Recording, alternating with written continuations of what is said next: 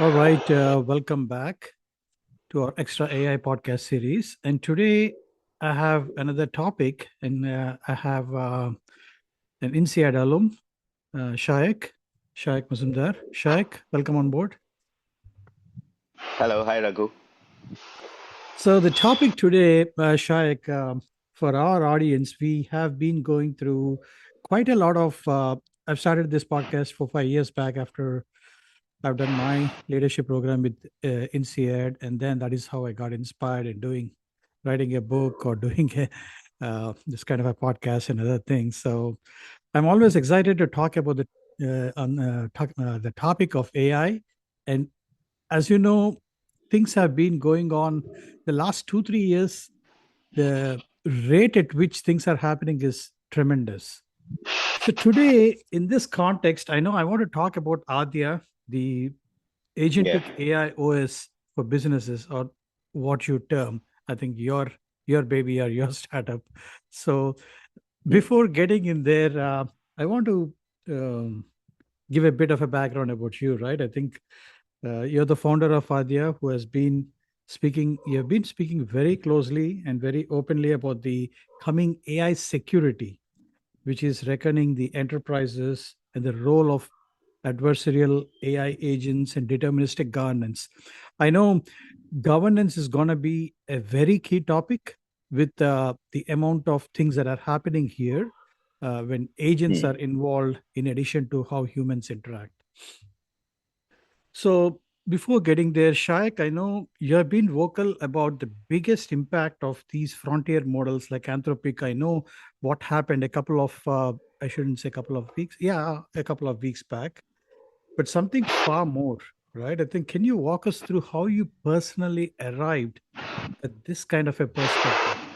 First, I want to talk with that, and then I want to go back into your personal journey or professional journey. Absolutely. Thanks, Raghu. So, from last year, we were working on deterministic protocols ourselves, right? Yeah. I'll come back to deterministic protocols later, but I think what is important is that a derivative of deterministic protocols was how can you use deterministic protocols for agentic security? Hmm. Because today, when we are building agentic systems, most of the times it is so funny actually. We we put all these locks on the doors and we keep the windows open and big open windows. So it's like reminds me of when I was building enterprise software back in 2015 16. A lot of people used to come and say, oh, my software used to have should have this, etc., and they forget that they've not encrypted or put a load balancer, and so essentially the data can be plugged into from anywhere. Today, those things are coming back to haunt us because these legacy systems were built at human speed. Hmm. So by the time something cracked in, we would spend months, right? It would be months before we'd realize. And even when we realize, it would take me months to patch it, right? Right. Because the problem was the attacker was also human. They wouldn't be able to do much in that time frame. But today's world does not move like that. I am creating adversarial agents myself. I am creating security agents myself. So both sides. I'm Hmm. playing both sides of the game, right? So I'm creating adversarial agents, and I was doing this for I can't name for which organization. Right. Right. Let's call it a big, government organization. And the idea was that we were supposed to test, Mhm. websites, and we were supposed to test enemy um, platforms. And the funny thing was this came to me in 2025, not in 2026. I think it was July, August 2025. I can't talk publicly about what work Right. we did, Right. but the lessons were such incredible lessons that the doors were wide open. And you would not expect these are large government, energy, defense organizations and their critical systems, and the doors were open. Hmm. And the reason the doors were open was because we were not knocking. We were basically waiting and watching and seeing where the vulnerabilities were, right? Open source intelligence, open source vulnerabilities, and these were not difficult to identify. And I'm talking about models which were not that good. Hmm. Now, when you start realizing that those models with those same agentic architectures, those same deterministic architectures can now be applied with far better models, Mm-hmm. the compounding effect is so strong, I doubt that any enterprise software will be able to live up to that scrutiny. So, Mm-hmm. what you need on the other side is your own agentic security infrastructure, which Right. means anything that your developers are producing, anything that your agents are creating must be tested, must be tested in terms of actual deterministic protocols. Like, can it do this? Should it do this? Was the result tested? Was Mm-hmm. it connected to a third party? What is the exposure? What is the attack surface area? Right. How do we minimize it? These things nobody's thinking. All we are thinking is when building, and I mean, I'm telling you, I build for large Fortune 500 companies, and yet the requirements that come to us is always this: can I build this to save money? Yeah. Can I build this to just solve this workflow? I got this, government organization that came to me to look at a newspaper analysis and identify who's talking what about them. Right. What Right. So on creating that agent, what they didn't realize that agent had a connection backwards into the Ministry of Information, right? So Oh. it could go back and check its internal data. Oh. Okay.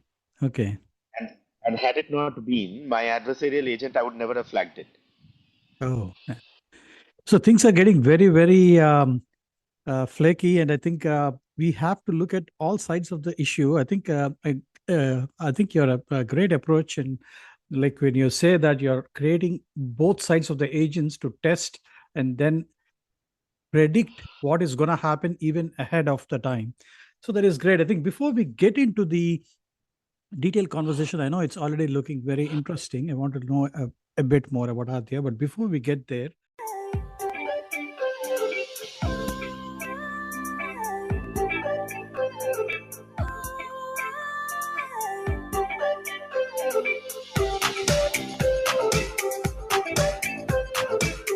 could you dive a bit deeper about your background and your journey on founding Adya and focusing on this AI governance, a personal story or a professional backstory, whichever is you're comfortable to share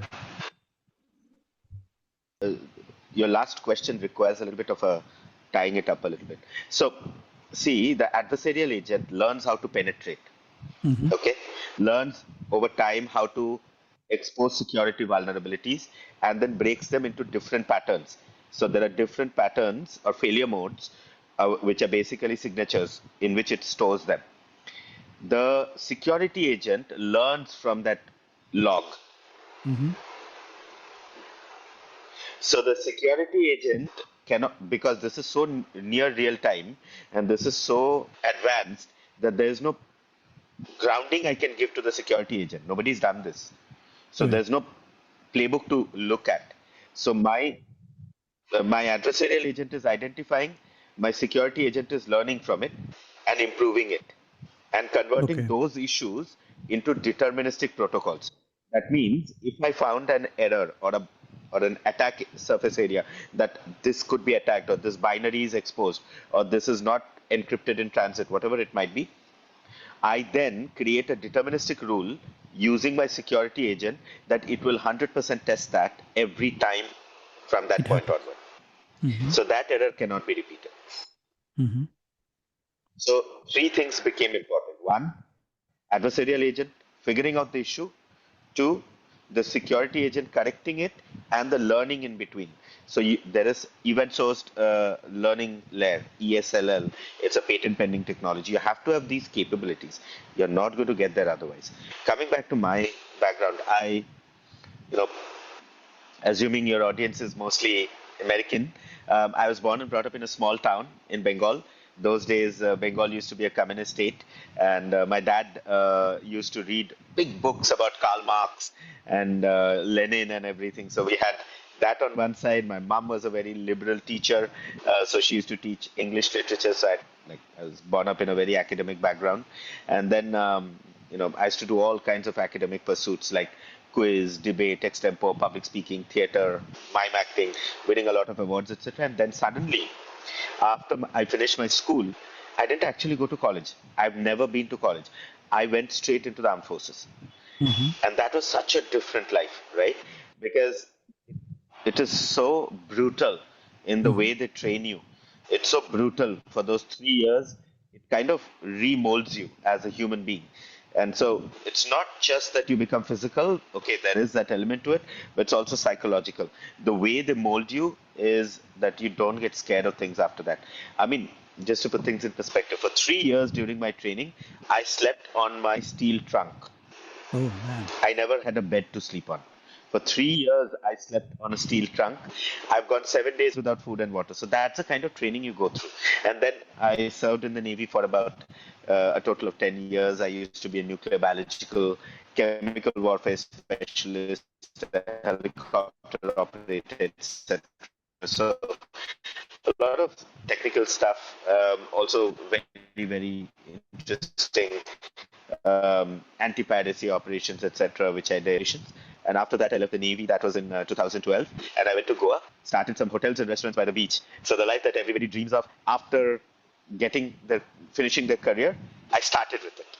So I was like, Great. let's start a few beach shacks and hotels and restaurants. It was so much fun for 2 years. I made a ton of money, and then I, told myself I want to do bigger things.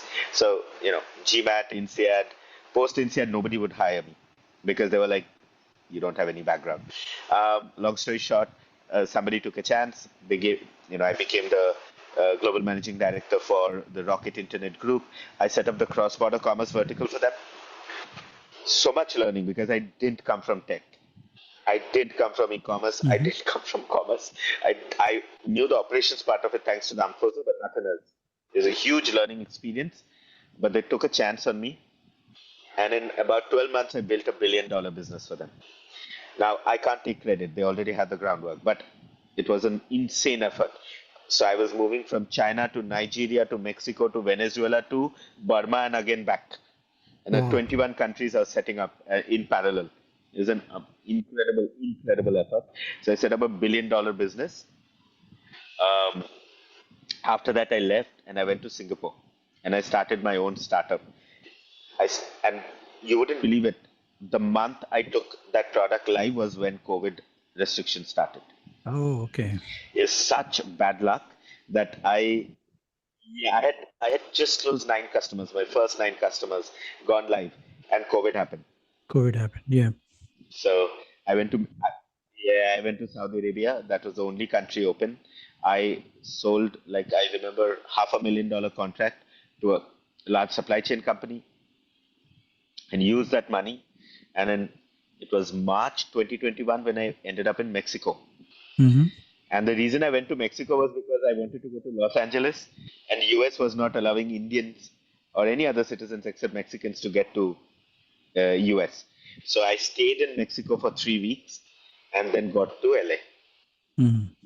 Okay. And after I went to LA, I set up my company there, got selected for Techstars, raised funds. That company exited in 2023. I went back to India, and then I started Adya. So, it's been like 8 step functions. A nerdy, geeky young kid in Bengal, Hmm. very physically active guy in the armed forces, helicopters and everything, and adventures and stuff on the rough seas.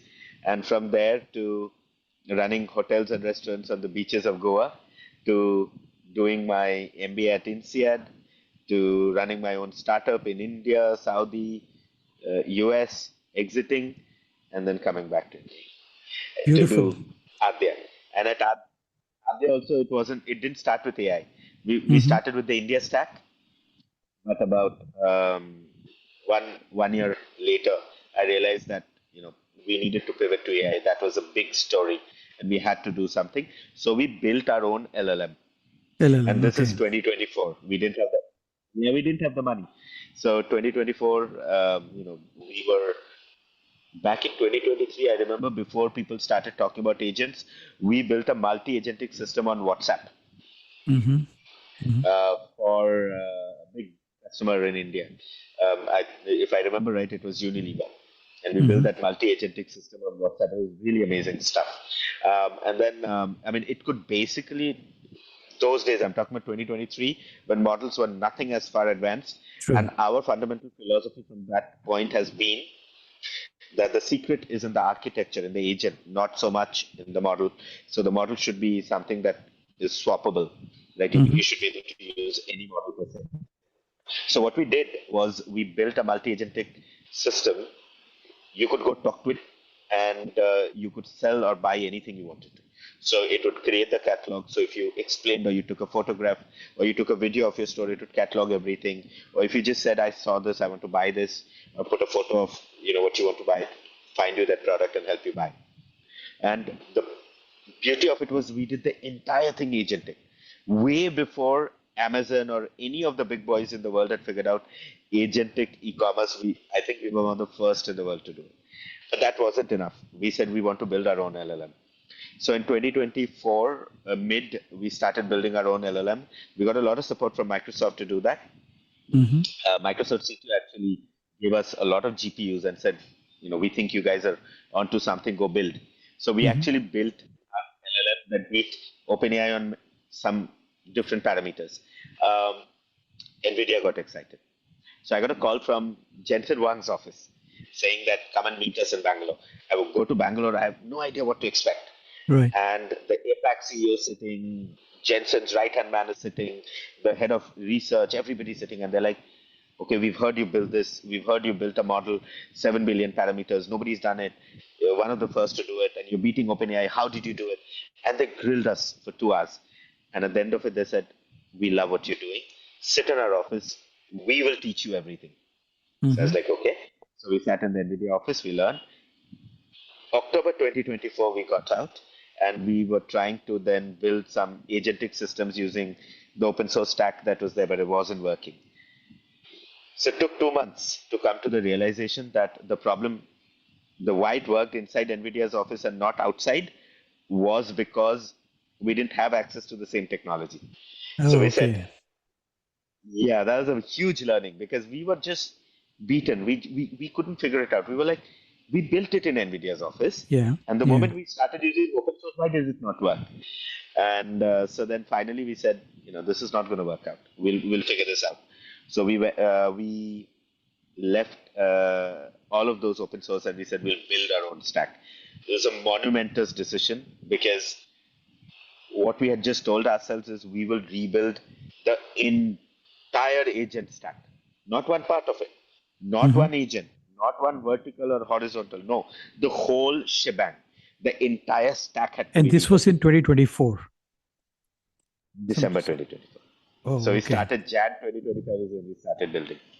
So we got a lot of support from the Google team and from various other Right. Right. uh, industry partners. NVIDIA showed us the way.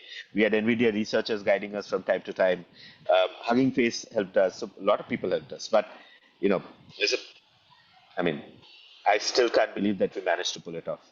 I mean, when I look back and I'm like, boy, were we crazy because we did not know that we had just decided to swim the ocean. We Hmm. had no idea. We were Hmm. like, okay, typical startup bravado. Oh, we'll do it without thinking about it much. And today we have. But I just don't know how. I would like to go a bit more into this aspects about uh, the reality behind AI model hype, right? I know you were talking about how you have built. You guys were ahead of the curve before even the world was talking about agents. You guys were building the agents, and then you were also you figured it out that you had to build your own LLM because you had to use and build this stack and other things. You also mentioned in your writings that and I follow you pretty closely. I think on your writings and all on LinkedIn and other places. So you also mentioned that modern AI systems can discover vulnerabilities which are buried very deep, right, in enterprise software stacks. So how fundamentally different it is from the traditional vulnerability scoring or scanning these tools compared to what is now gonna will be happening now. So, what's your take on that? Because traditional I think models have did this, but now things are going to be even more different. I know you briefly talked about it when you're talking about how things are going to be different. it's very different. Without go, I'll go back to the architecture, but I think the problem with um, building agentic architectures today is two things. One, we still think we are building it for humans. Okay, This is that's the not first easy to point. Yeah, very understand. important. Yep, yep. Yeah. We are actually building systems for AI to use, not humans to use. And this is not easy to understand. See, when I go and build that recruitment software, the ICP, the user Mm-hmm, persona in my mind is a recruiter will use it, a candidate will use it, my admin will use it. Nobody thought an AI will come and use it.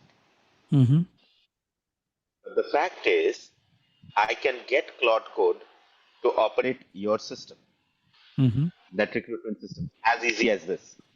I could use your APIs, create a Claude Code, connect to it, and tell Claude Code, go find all the jobs, run that agent for me, mm-hmm, and make it apply for 1,000 jobs for me every month. mm-hmm, And pick the best job, apply for the jobs for me, make sure that I get the best jobs every month. mm. You didn't build the system for that, did you? No, I think that I is, yeah, but I just dreamed it, didn't I? Okay, so this is the first problem that product managers haven't wrapped their heads around. They don't know. They don't right. understand that every one of the systems they're building, I can, in about Easily less break. than a Yeah. day. Yeah, Mm. no, break is second. First is I can easily repurpose. Repurpose. Yeah. Yeah, so we have to bear in mind that today AI agents are coming for us, and they operate at machine scale, machine speed, and they are Mm-hmm. universally knowledgeable, which means that anything that has been, see, a human being Right. has Right. three fundamental things which can be broken. What are the fundamental things? The knowledge that I have, the process that I follow, and the tools that I use. Okay, that's a Right. human being. We're not Einstein. I mean, there are some of us over in every generation who are creating something fundamentally new. Right. But all of us, almost all of us, we are not creating anything new. So the knowledge that we have is something which is already recorded in a model. True. The True. process that we are following is a skill. It's an algorithm. Mm-hmm. And the tool that I'm using can be connected via MCP or API. So tell me, why can't I use your system? I can. I can use every system using underlying agentic frameworks. The second problem is bigger. The second problem is these systems don't have human vulnerabilities, which means if I create an adversarial agent, it's not going to get tired. Mm-hmm. Mm-hmm. It's always on.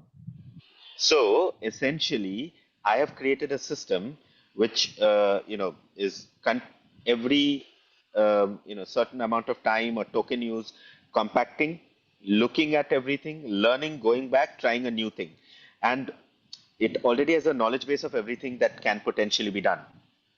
So now, take a scenario. Mm-hmm. You built a very secure enterprise grade system. Mm-hmm. It's not air gapped. It is Mm-hmm. not air gapped, but it is an enterprise grade system with solid security parameters.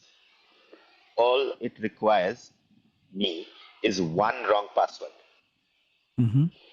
And then you're, yeah. one one port open. That's it. The moment I get that one in, that agent goes in, and then it's sitting there, and it's continually testing every port in parallel. It's continually testing every API in parallel, and it will find a JSON schema that is, I'm guaranteeing internally we do not actually encrypt our APIs. Do we? No one does. Mm-hmm. Mm-hmm. Okay. So I get to see your APIs. The moment I see your APIs and I can see that your payload, I Right. will be able to I'll be able to reverse engineer it. And the moment I can reverse engineer your payload, I will be able to inject. Okay, now that gives me access to your database. Mm-hmm. Moment I get access to your database, I start getting your encryption keys, don't I? Yes. Yes. Done. Your system's open. It'll Right. take me a few days, but your system's open. Right. Beautiful. I think the way you've explained it, like how the current enterprise systems or current systems are designed for humans, but now with a lot of innovation happening, and now with a lot of agents or agentic systems or agents interacting with the systems, I think the whole level or the layer of how the systems engineering or the architecture has to change quite dramatically. Many organizations, I know, they are still think security means like some kind of hardened perimeters or closed ports or something like that. But the AI attackers, with the rise of these AI attackers, things are changing completely. Let's get. I know one point you repeatedly make is that enterprise security processes were designed for only human speed or the human speed attackers, right? So what breaks first when AI systems start probing this uh, enterprise systems at breakneck speed? What do you think is the first thing that breaks? I mean, depending on how the system is architected, there's no one answer to that. I Hmm. mean, if I can get access to your agent and your agent is not protected with deterministic protocols, which Hmm. means your agent is following a system prompt, that is probabilistic. We are building agents with system prompts, giving the Hmm. agent a lot of um, autonomy. And the moment I build an agent with a lot of autonomy, I can repurpose that agent, and the agent doesn't know. All Hmm. I'm doing is getting access to its system prompt. The moment I'm able to get access to its system prompt, I can reverse engineer it. I can reverse engineer the integrations it has, the data access it has, and like I have done, I've tested healthcare systems where I could basically simply go and tell the agent or kind of spoof the agent that I am the patient or I'm the patient's father, depending on the patient is in ICU, Hmm. and get access to the entire database of hospitals, entire database, patient histories, records, genetic information, everything about everybody, things which should never be given. So of course I'm not leaking it, but my point is to test it. So you have to have deterministic protocols on agents. Hmm. I keep saying this. In old world technology, we used to have for humans business rule engines. Remember? BREs we Yeah. used to have. Right. Right. So so business rule engines were built for finance, healthcare organizations where I used to write the hierarchical rules, what can or Sure. cannot be done. I have a question for you. Why can't we create a rule engine for agents? The reason why we don't do it is Okay. because that rule has to be converted into code, which is Hmm. tough. Hmm. And code, some people think code is deterministic, but the fact is code is not deterministic. Not deterministic. Code can be interpreted in a number of different ways. So I need mathematical proofing languages which are going to convert my SLAs, my SOPs, my requirements, my security guardrails into hierarchical rule management systems, which then need to be converted into mathematical proofing languages, which the AI understands. So that means when the user is trying to Hmm. attack, the AI is validating against the rule and not I guess. probabilistically thinking about the system prompt. And if the AI cannot validate it, it will not do it. Okay. Okay.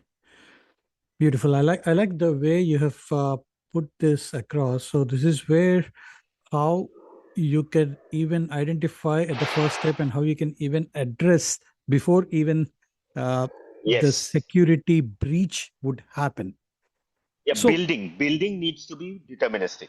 So when building I'm needs to building be agent, deterministic. So in that, yes, yes. yeah. So Go on. yeah. So for me, I want to take one step inside. So one step further. So this is where the real problem is not is not the actual attackers, but the governance that is built or the governance gap that is built within the enterprise systems or within the enterprise architecture systems. Is that what? Yes. Okay. So Yes, yes. do You're you do you using legacy code. You're using legacy code, legacy architectures, legacy security parameters. You think your Burp Suite is giving you the answer or your pen test is giving you the answer. No, man. Absolutely not. It is testing for human attackers. It's not testing for where it can go wrong. And especially if you put an agent on top of your architecture, trust me, you just opened up Pandora's box. Mhm, mhm. So so there would be quite a few blind spots here uh, when these medium to large enterprises they try to secure their systems.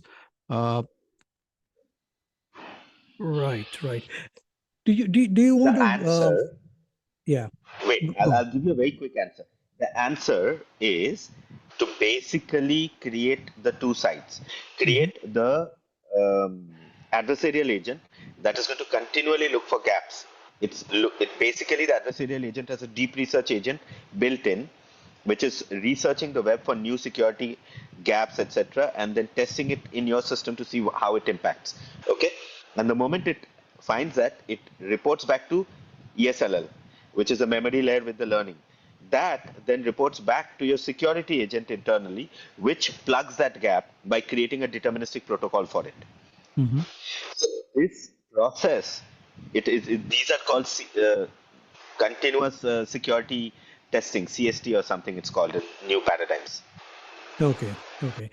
So let's get a bit into Adya. I think at this stage I want to get into a bit of Adya, right? I think ever since you founded Adya, I know you have pivoted quite a bit, and you are now getting much more deeper into security and governance. I think you've been uh, this is what you call adaptive governance protocols or super AI infrastructure, DAP was a technical term.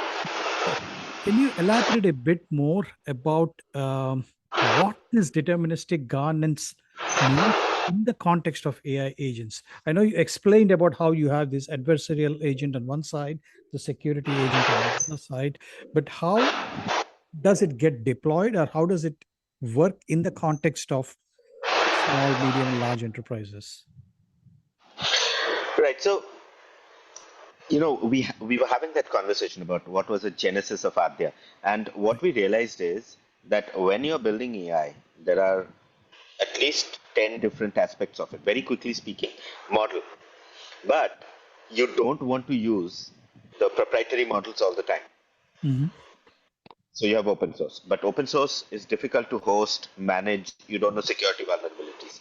So most of the times, it is a good idea to fine tune your model, Hmm. create your own model. Especially if you're a large company, you would do that for security so that your data does not go to your other bigger LLMs. Two, you do it to save on cost because a fine-tuned model is more efficient and self-hosted, so the cost will be much lower. And third, you would also do it to create your own capabilities that the bigger LLM would not offer. So building these LLMs is one part. So we Right. created something called Model Studio. It's the world's first agentic model builder. So I can go there and I can say I want a model built for diabetes patient management. It Hmm. would go find the data, Hmm. choose the underlying model, train the model, choose the GPU, optimize it, and give it to me. The whole thing, I am not training the model. I'm telling the AI to train the model. It's AI building AI. That's Model Studio. Second thing, we realize that workflows are very important. It's super important to build workflows. I want to integrate hundreds of different systems. I have my own existing tech stack. I want to connect all these LLMs. So we created a workflow builder where there are 150 LLMs, 300 plus third-party tools, um, the ability to build your own tools. So total of 600, 700 components. And Right. if you don't know what to do, we built an AIA copilot there where you can tell the copilot, this is what I'm trying to build. I'm trying to build a recruitment agent. And it'll bring the right components and create the workflow for you. Okay. Okay. It's a no code tool which will build it for you. You don't have to build it. So, third thing we realized was, especially for large companies, the data is the biggest roadblock. Your data is sitting in unstructured format that AI can't read. Your data is sitting in various different silos, different tools, right? Hmm. How do I connect all this? So we created an AI ELT. ELT is an old technology. Right. ELTs are used to connect different sources to different destinations and do the streaming and mapping. Right. So Right. schema mapping, all of that. We created an AI ELT. And AI So ELT. Okay. now, yes, so now I can simply go and say, look, I'm running an e-commerce business. My operations data is in Shopify, for sales data in Salesforce, marketing in HubSpot, my accounting in QuickBooks, oh, and my business rules in Notion. Put Mm-hmm. all of that together, map it, and give it to me. Give me the final schema. Done. And once it does it, then the agent can use it, right? Mm-hmm. Okay. So next, we came up with that problem that everybody wanted AI to access all the communication channels, which Mm-hmm. means I want the AI to be able to call me, talk in 200 languages, use WhatsApp, Slack, Discord, Telegram, YouTube, LinkedIn. So we connected all these different channels and created a AI communication platform. Mm-hmm. So that based on my instructions, the AI can use any of the channels and talk to the users, Mm-hmm. yet having a single source of truth. Then we came up with the problem that we said, okay, application building is a big problem, and vibe coding is not solving it because vibe coding Correct. creates prototypes. But prototypes are not working that well, right? Mm-hmm. So we need agentic code builders. Mm-hmm. So what we realized is we have to replicate the SDLC. Mm-hmm. The complete life cycle. So we Yep. need, yes. So we need a agent product manager, a agent architect, an Mm-hmm. agent designer, an agent coder, an agent tester, and an agent deployment agent. The complete Right? life cycle. Yep. The life cycle. So we created those agents, put them together, and created a learning layer on top. Mm-hmm. So it sees every time what mistake it made and doesn't have a problem. Then we created proprietary memory systems, filing systems. We created the deterministic governance protocols, which I was explaining to you, adaptive governance protocols, which will take SLAs, SOPs, or create its own rules. So if you say I'm going Mm-hmm. to run a healthcare business in US, go figure out the HIPAA rules and create the rules for me, it will do it, right? And it will set up the business rules, the boundaries, the security governance, everything for me. Then we realized, oh, okay, we have to put everything we just discussed into one agent. One super agent or something like that. That is what we call super agent AI or SAI. So SAI SAI is exactly what you just described. So now I don't need to go and figure out all these different things to build a product. I simply go to SAI.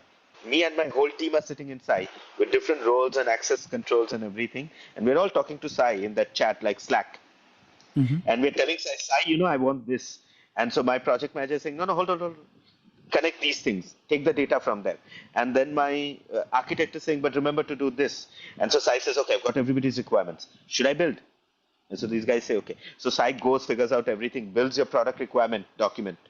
And the product manager says, okay, this looks good, but add these two things, I'm good. So version 2 comes up.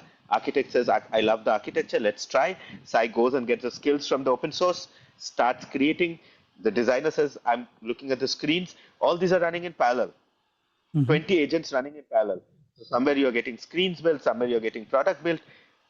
Imagine that world where Sai is working with you, keeping your Mm-hmm. system secure, making your systems for you, building your models in runtime. We have been building models. In the last week, we built 2 models. We are building models that are now being built by AI itself. Mm-hmm. So I have two questions here, Shaik. This is great. I think you've explained what are the main things needed from models to workflow to data to governance and all other things, and of course building the applications and all. And this super agent that you're talking about, or the super agent orchestrated the SI, is one which interacts. I believe it interacts with the humans. So that is where you have the control. It is not completely running it by itself. The second question is, do you always have a kill switch kind of a thing? Because this is where people now keep talking, hey, now I'm giving it away everything to the super agent, I think, or so could you explain a bit about these two aspects?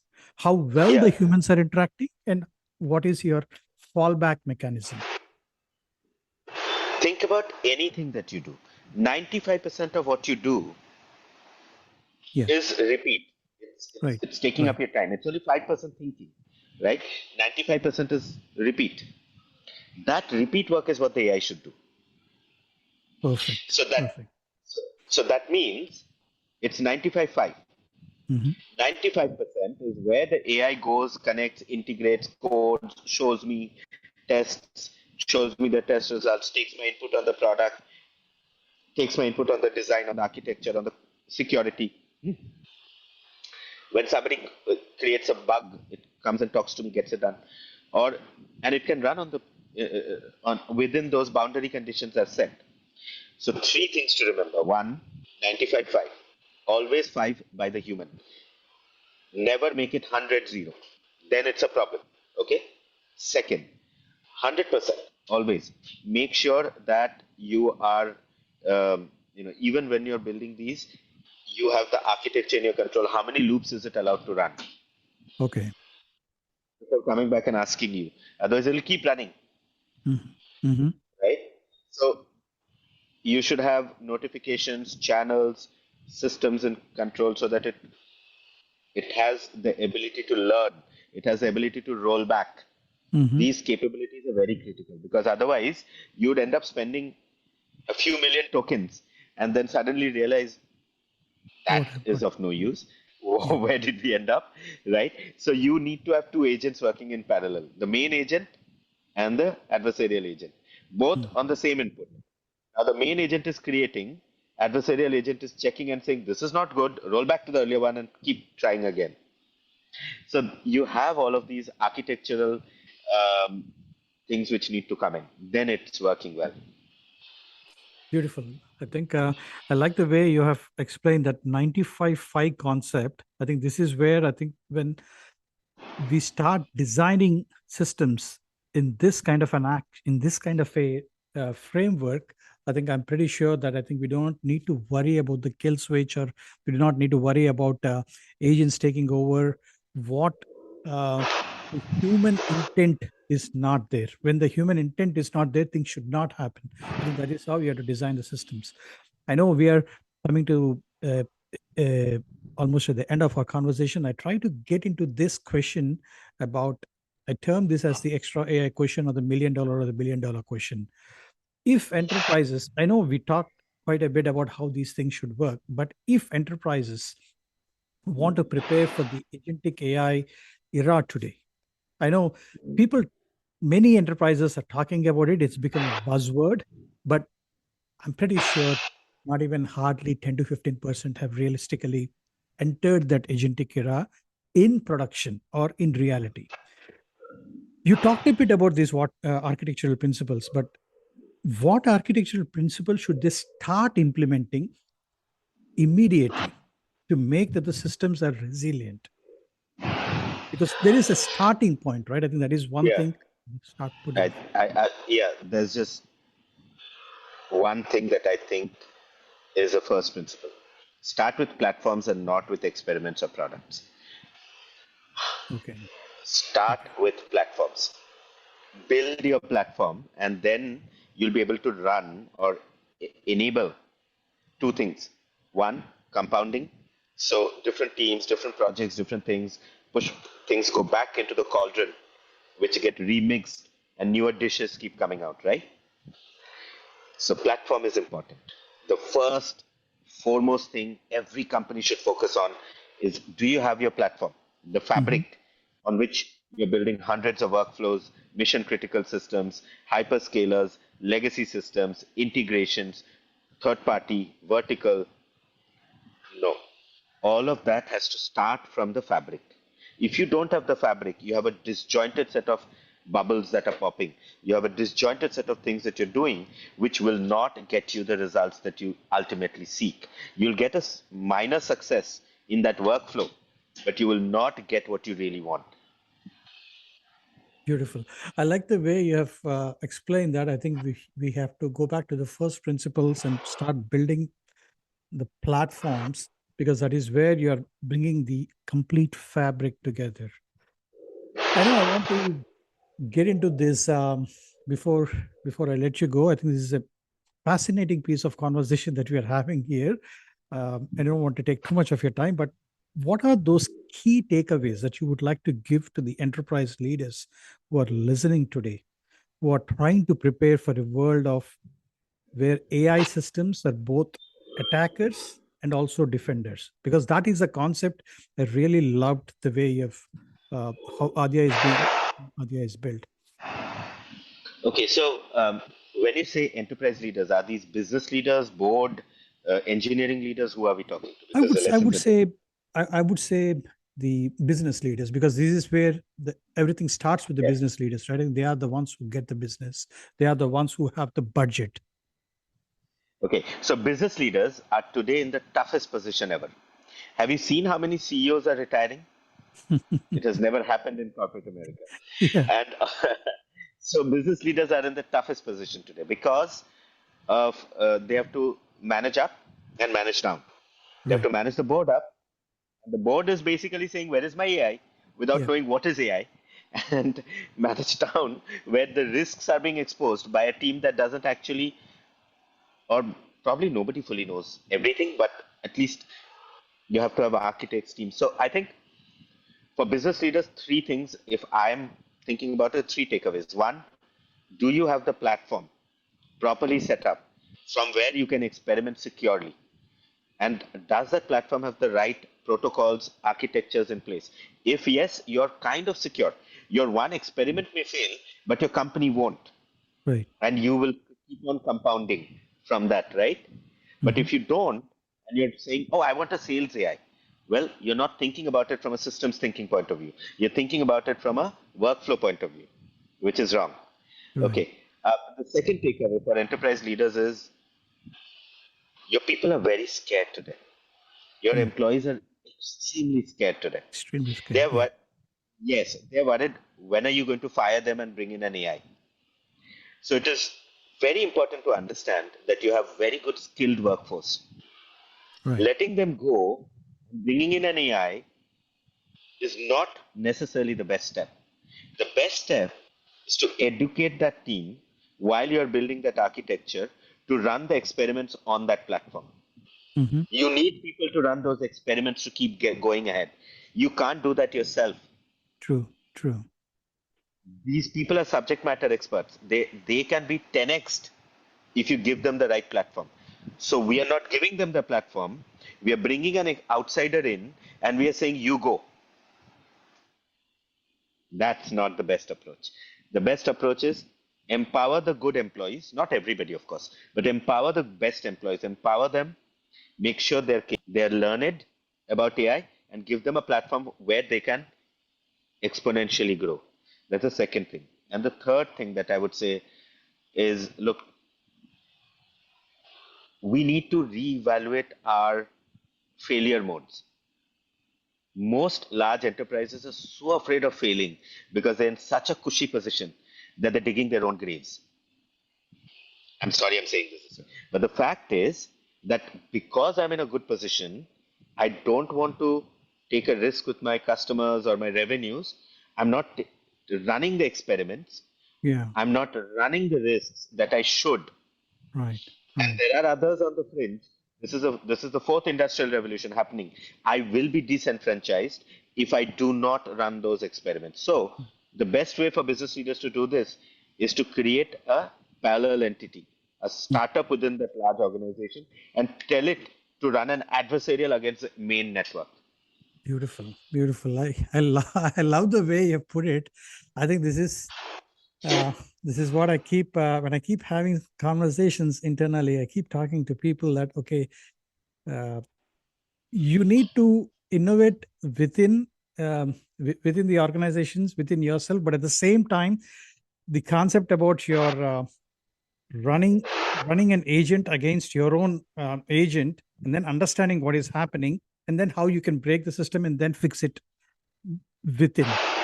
That is one thing. And then the second thing is, like, I really love the way you said that if you always build with this 95/5 initiative, you're always safe against any kind of uh, AI taking over. The third thing is, obviously, you said that you have tremendous amount of skills that are available. It's just that you need to make these people with the skills, you need to give them the right tool set, and these right tool sets are the Give them the platforms. platform. Yeah. Yeah. Yes. Beautiful. So, one last question before I let you go. I know this the innovation that is happening is at breakneck speed. I know the last 2 to 3 years things have Yes. been very, very um, at a breakneck speed. What excites you in this moment? I think at this kind of the most at this next phase of AI innovation, or what excites you the most in this world of things happening at a fast pace? It's a two-sided coin. It Yeah. excites me and scares me at the same time. The See, a lot of the news that comes out every day is just nonsense. It's just sensationalism. But there are fundamental changes to human society that has happened in the last 3 years that has not happened in the last 10,000 years. Mm, We have just not started experiencing it. See, the currency that we we changed the currency from human strength and labor to machines in 1800s, from human knowledge to the internet and the computer, and today from human intelligence to artificial intelligence. So every human being till today thought they're the smartest person in the room. mm. We have all got to collectively accept this is the smartest thing in the room. Right? We are done. We cannot be the smartest person. So, what is our currency? Yeah. If the reason that large companies were successful were because they were able to buy that much of IQ, Right. as in Right. hire that much of IQ, pay for it. As in, so the more IQ you could pay for, the more you could succeed. But today, an individual can pay for more IQ than a large company put together, because a large company will move once in 365 days. That individual will move 20 times a day, A day. multiplied by 365 times a Right. year. So Right. there is a problem here. The problem is that what is our the sands have shifted. Mm, The currency has shifted from IQ to agency. mm. Right. I have to take the initiative, but nobody taught me that. Mm. Nobody taught me that once I got that job, I'm not safe. Yeah. Yeah. The currency just shifted from beneath our feet and we don't realize it. It is such an amazing thing, because this means collectively we can do so much more. It is such a scary thing that if you're above 46, you're below 26, you are going to struggle. You're going Mm, to struggle so much. You're not going to get a job. You're going to struggle in so many different ways. We're disenfranchising almost entire sections of society. mm. We need to give them the power. We need to tell them that the agency is theirs. Beautiful. I love the way you have put, and I think both sides of the coin. I think I love the way how things are happening, and uh, taking out the understanding the signal from the noise is very important. I think that's what I see when we have this much of amount of information flowing in. I think we need to understand that actual signal from the noise, and then how do we Yeah. proceed further. It's great to have you on board, Shayak, and having this beautiful conversation with you. We'll love to get you back sometime again. But yeah, I learned a lot in this conversation. This was amazing. Thank you. Thank you very much, Raghu. You're being humble. I've always learned a lot from your experiences as well. Thank you for giving me this opportunity. Thank you.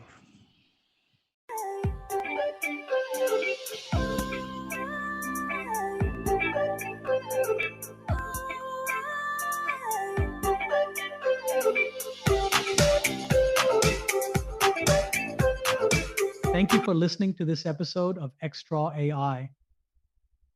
A big thank you to Shayak Mazumdar for joining us and sharing such a timely and powerful perspective on the future of enterprise security in the age of agentic AI.